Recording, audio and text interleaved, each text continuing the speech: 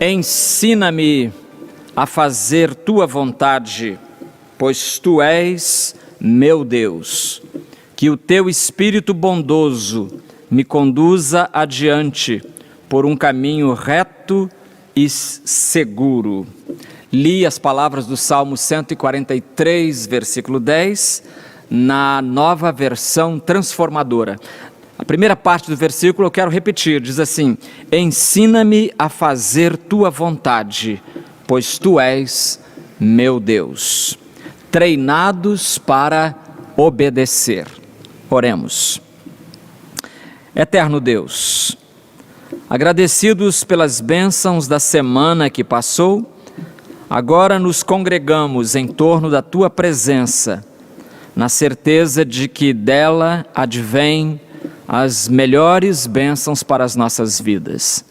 Ajuda-nos, Senhor, nesta hora, a valorizar esta outra bênção, que é a de ouvir a tua voz.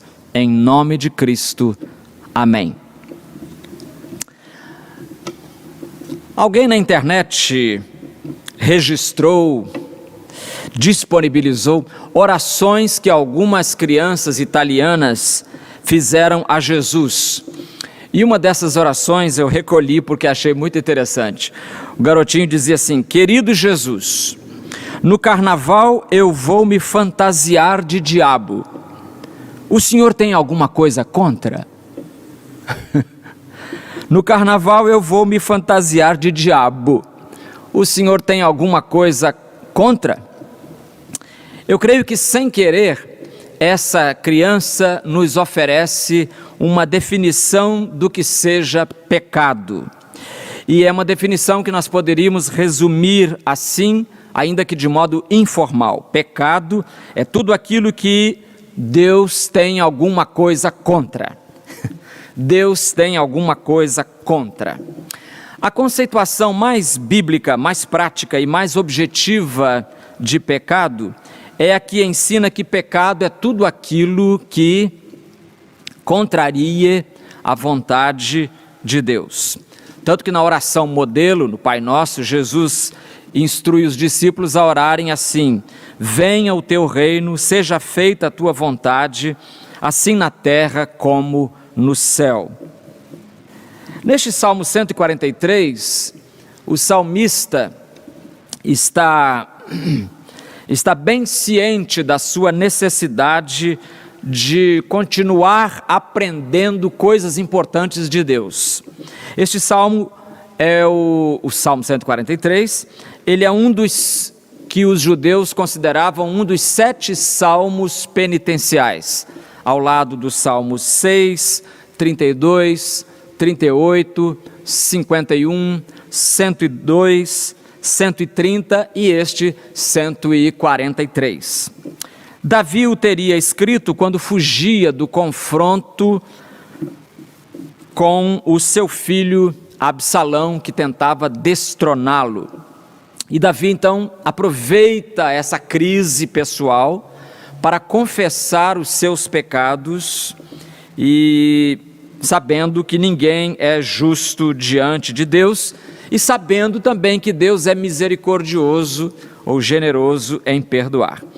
E se pecado é, como se deduz corretamente da oração da criança italiana, se pecado é tudo aquilo que Deus tem alguma coisa contra, que o Senhor nos ensine a fazer a sua vontade.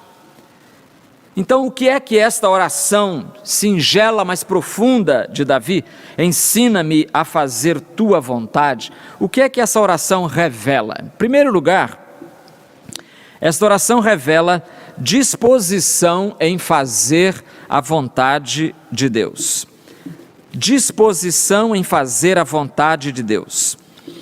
Ora, se alguém pede a você para que você lhe ensine uma matéria, uma disciplina, uma arte, um idioma ou um ofício, o que se pressupõe por detrás disso é que há nessa pessoa a disposição de crescer, a disposição de aprender. E esta é, queridos irmãos, por mais por mais simples que isso pareça, é justamente essa disposição que se quer no discípulo. Porque se a palavra discípulo é aquele que aprende, então querer aprender é fundamental para o discipulado. E aprender para quê? Para que o discípulo quer aprender as coisas? Ele quer aprender para colocar em prática. O salmista orou então, ensina-me o quê? A fazer a tua vontade. Então nós deduzimos que há no coração desse indivíduo que ora, o desejo de fazer a vontade de Deus. Claro que esse desejo não é natural, não nasce com a gente, não é congênito, pelo contrário, é consequência de uma experiência profunda, a que se chama na Bíblia de conversão.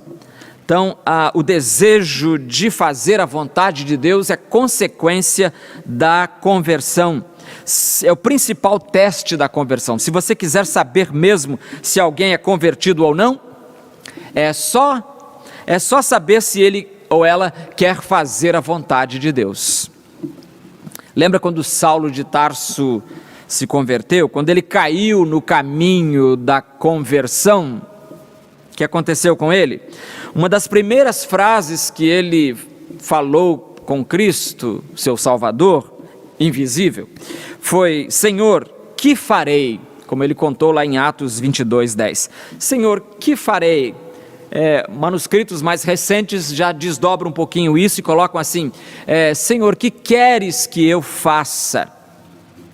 Então essa disposição é a maior evidência de conversão, a maior evidência de crescimento espiritual e a maior evidência de comunhão com Deus, ou seja, é evidência de maturidade espiritual. Desejar fazer a vontade de Deus, meus queridos, é para mim o termômetro mais elevado da espiritualidade. O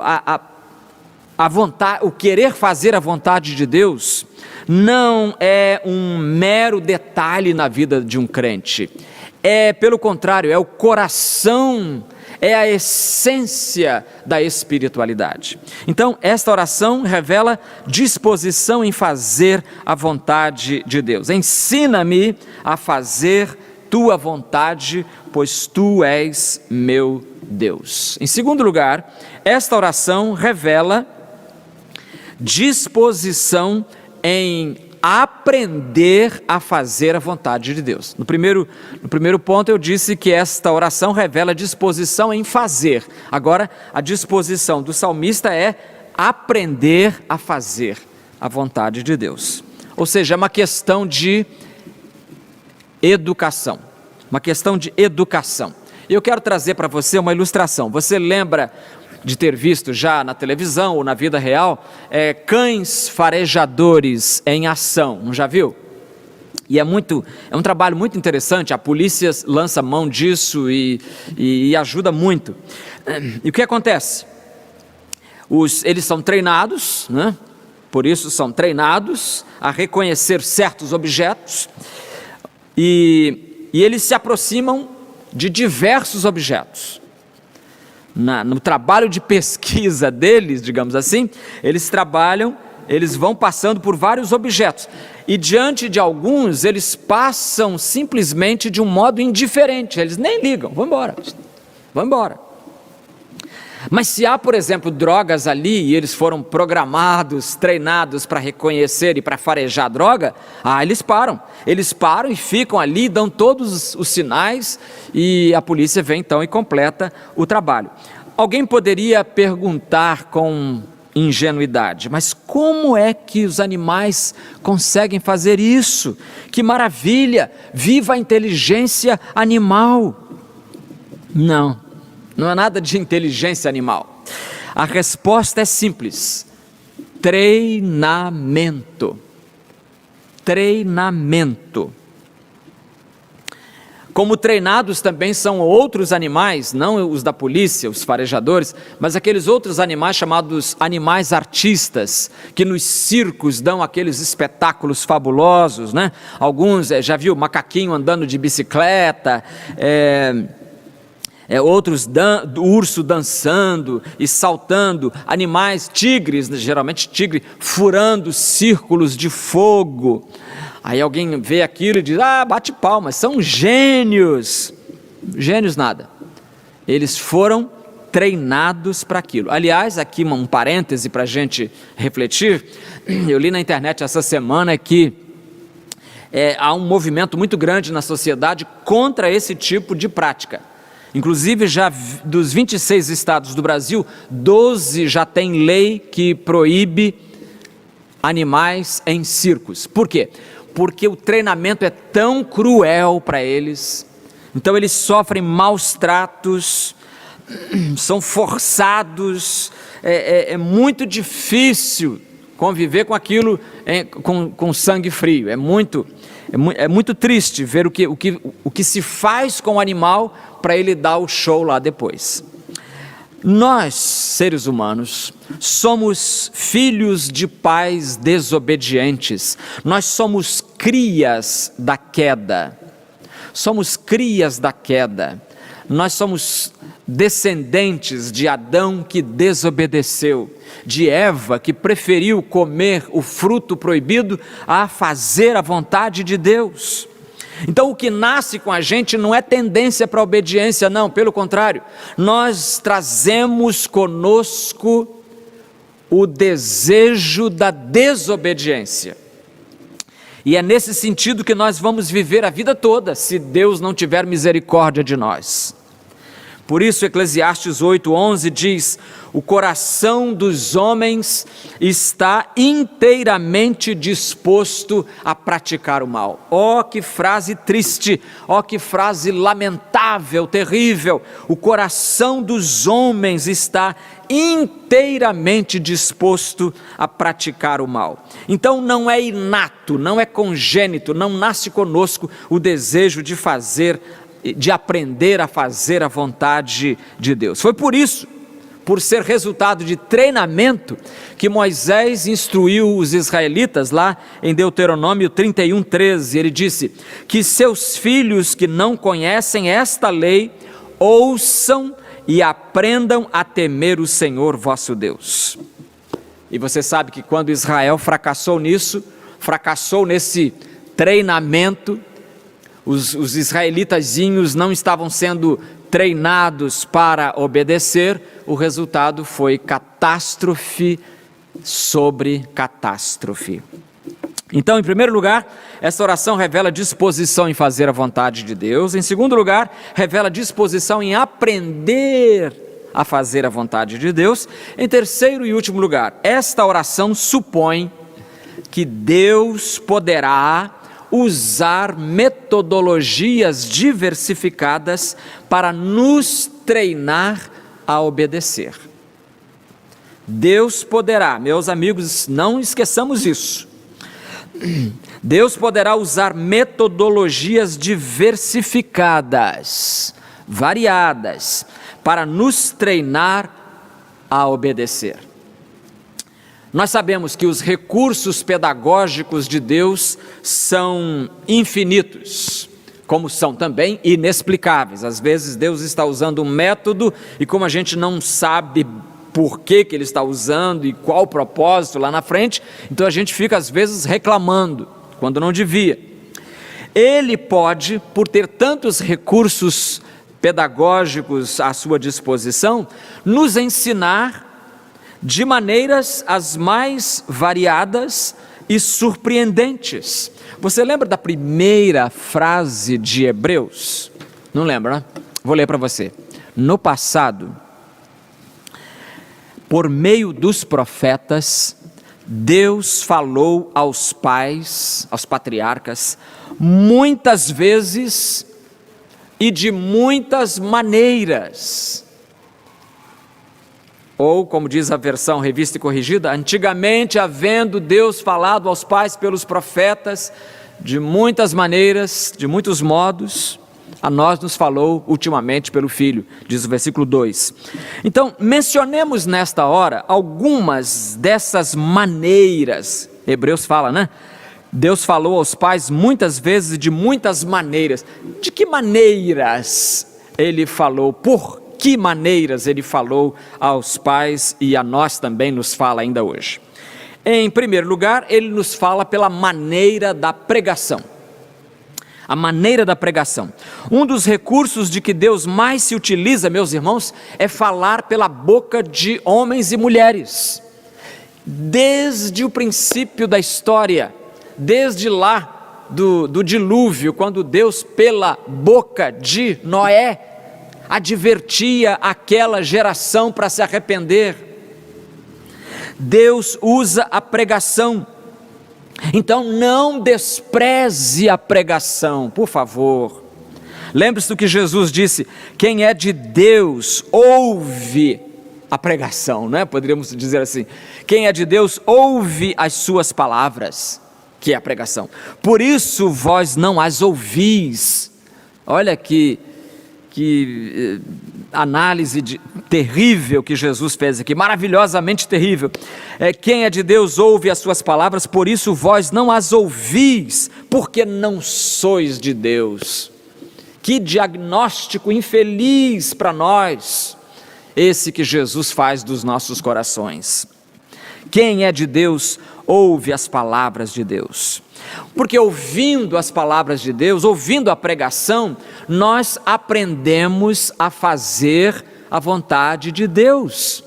Ouvindo a pregação, nós somos treinados a obedecer. E meus irmãos, eu creio que todo crente deveria adotar a atitude de Samuelzinho, que finalmente, instruído pela experiência do sacerdote, ao ouvir a voz de Deus chamando, respondeu: fala, Senhor, pois o teu servo ouve. 1 Samuel 3:9. Meu irmão, eu tenho um desafio para você agora. Não fique de modo algum sem ouvir a pregação. Por favor, não fique sem ouvir a pregação. Se você não gosta da pregação, então o exercício é outro.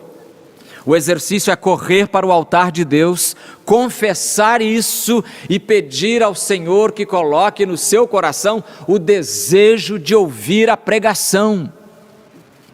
Se porventura você não gosta deste pregador, de um modo específico, então, e pode acontecer, me acontece muito por causa do estilo que cada um tem, né? Cada pregador tem um estilo seu. Então, se você não se ajusta a esse estilo, não é o seu estilo, não é nenhum problema, eu não vou ficar chateado com isso. Mude de canal, mude de igreja, mude de pregador, mas não fique sem ouvir a palavra de Deus, por favor. Não fique sem ouvir a palavra de Deus, porque ela é o alimento para a sua alma, e é ela que vai fazer você aprender a fazer a vontade de Deus. A pregação, não esqueça isso, não fique sem ouvir a palavra. Paulo disse: não desprezeis as profecias. Então Deus nos fala pela maneira da pregação, mas também, como Hebreus diz que Ele nos fala de muitas maneiras, Ele nos fala pela maneira, eu diria agora, dolorosa da correção. Da correção. Exatamente como um pai natural faria com o seu filho. Se o filho não obedece à admoestação verbal, o pai fala uma vez, duas, três, o filho não obedece, o pai, a mãe, os pais, né? O que acontece então? Em seguida vem um ato corretivo, digamos assim, uma palmadinha, né? um castigo. Então é preciso haver isso. A Bíblia defende isso o tempo todo e nós não vamos contrariá-la em nada, inclusive nisso. Vamos praticar a disciplina. Deus faz isso, Ele mesmo nos disciplina quando Ele percebe que estamos precisando de disciplina. Terceira maneira, a maneira dos milagres. A operação de milagres da parte de Deus é uma maneira de Deus nos falar. Por exemplo, nos dias do Novo Testamento, foi a maneira mais eloquente com que Deus falou aos homens. Para convencer os judeus de que Jesus era o Messias, Jesus veio fazendo muitos milagres. Os milagres atestam essa multifacetada manifestação da palavra de Deus. Deus fala através de milagres. Outra maneira, quarta maneira aqui, a maneira da decepção. Da decepção. Meus irmãos, muita coisa que nós não aprendemos com o sol brilhando, nós aprendemos com a tempestade soprando contra a gente. Deus nos ensina muito na escola da decepção. Confesso que já aprendi muita coisa, alguma coisa aprendi na vida pela instrumentalidade da decepção. Eu me lembro do dia 9 de novembro de 1989. Onde você estava no dia 9 de novembro de 1989? Nesse dia, de 9 para 10 de novembro, caiu o muro de Berlim. E olha, eu me lembro do que havia de debate ideológico, especialmente na universidade. Naquela época estava fazendo filosofia. Rapaz, o negócio era brabo.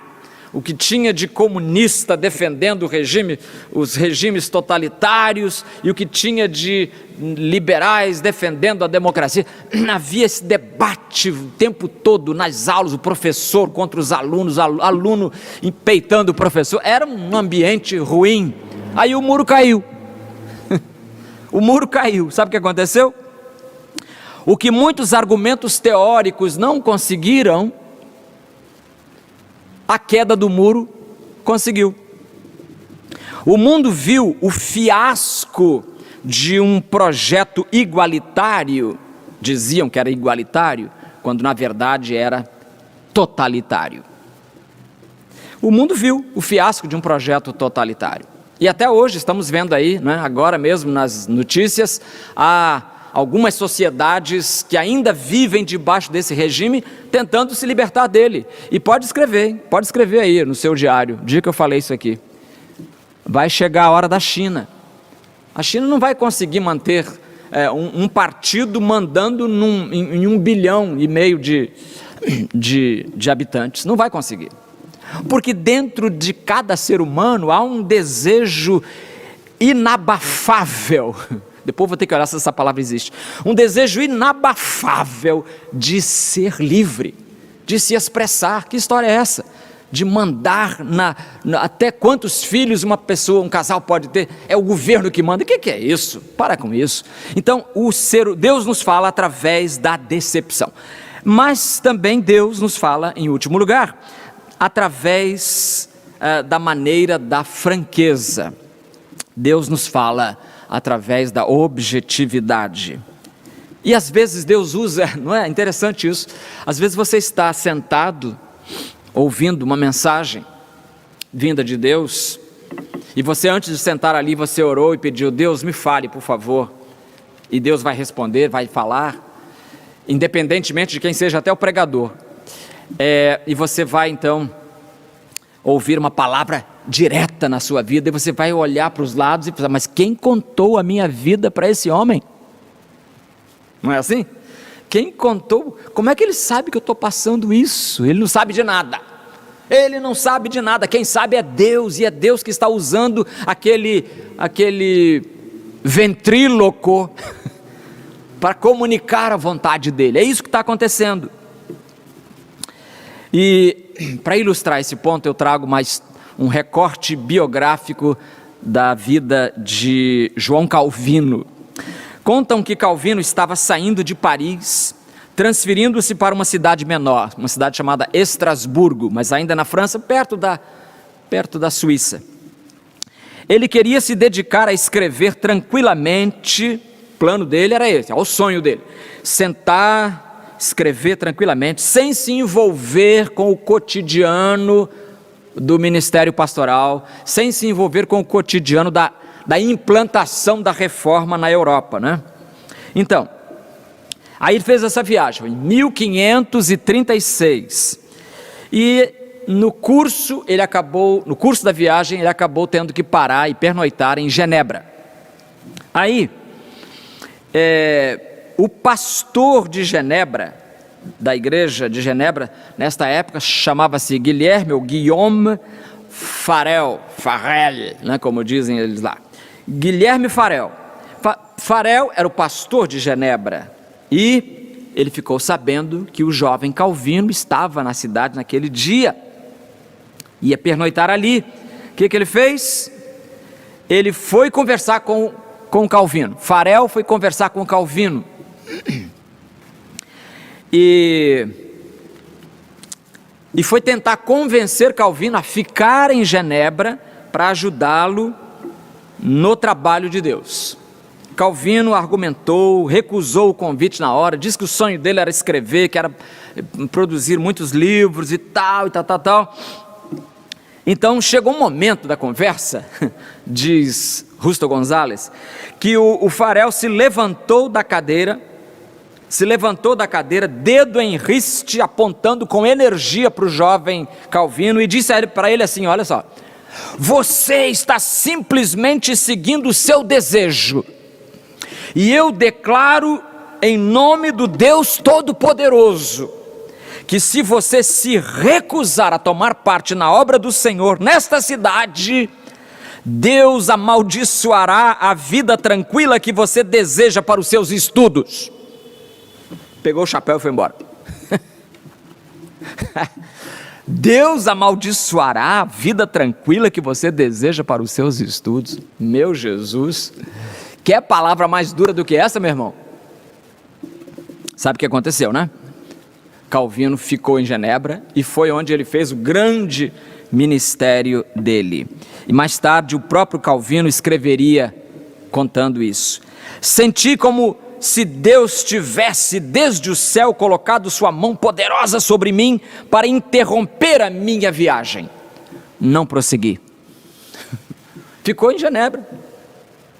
Meus irmãos, o crente não deve ter outra obsessão senão fazer a vontade de Deus. Eu acho que nós devemos aprender uns com os outros. Poderíamos aprender, por exemplo, com Alexander Solzhenitsyn, escritor russo, ganhador do Prêmio Nobel Nobel de Literatura em 1970. Solzhenitsyn foi duramente perseguido pelo regime comunista e torturado, mas ele escreveu uma coisa no seu diário que eu acho admirável.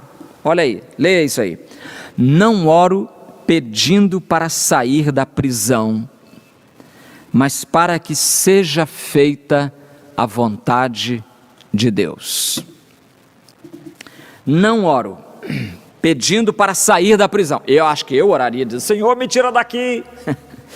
Não oro pedindo para sair da prisão, mas para que seja feita a vontade de Deus. Ou você poderia dizer como Davi Livingstone, que foi missionário a vida toda na África e lá morreu. Ele disse assim: preferiria estar no coração da África fazendo a vontade de Deus, a estar no trono da Inglaterra fora dessa vontade. Meus amigos, é gesto das almas grandes orar pedindo a Deus para aprender a fazer a sua vontade. Você tem orado assim? Deus e Senhor, nós te louvamos porque nos dás acesso livre à tua palavra e dela aprendemos que podemos e devemos orar sempre pedindo que nos ensines a fazer a tua vontade. Oramos pedindo isso agora, em nome de Jesus. Amém.